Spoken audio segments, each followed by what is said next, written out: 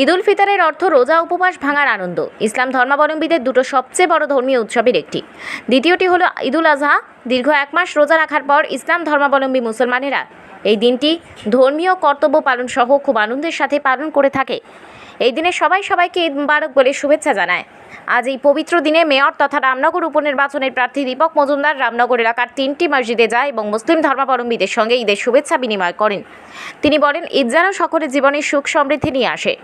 রামনগর হিন্দু মুসলমান সবার পাশে থাকার জন্য সবাই যেন ওনাকে দোয়া করেন এবং আসন্ন নির্বাচনে ওনাকে যেন বিপুল ভোটে জয়যুক্ত করেন, এই আহ্বান রাখেন। দক্ষিণ রামনগরে জামে মসজিদের উদ্যোগে আজকে যে ঈদ উৎসব পালন করা হচ্ছে, প্রথমে আমি এই পবিত্র ঈদ উপলক্ষে উপস্থিত সকলকে অনেক অনেক শুভেচ্ছা এবং ধন্যবাদ জানাই।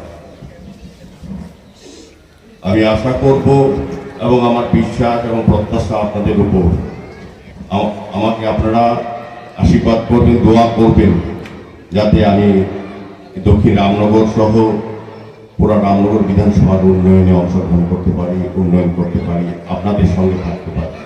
আমি আজকে পবিত্র ঈদের দিনে আমি আপনাদেরকে বলবো শুভেচ্ছা সহকারে যে আমি আপনাদের পাশে থাকবো। আমার উপর আপনারা বিশ্বাস রাখুন, আস্থা রাখুন, সবাই আমাকে আশীর্বাদ করুন, দোয়া করুন। আমি দেখবেন আমি আপনাদের ঘরে রয়ে থাকবো।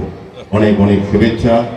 ঈদে আপনাদের সকলের পরিবারে, সকলের জীবনে সুখ সমৃদ্ধি বৃদ্ধি পাক, এই কামনা রইল। ঈদের শুভেচ্ছা আবারও জানিয়ে আমার আলোচনা শেষ করলাম।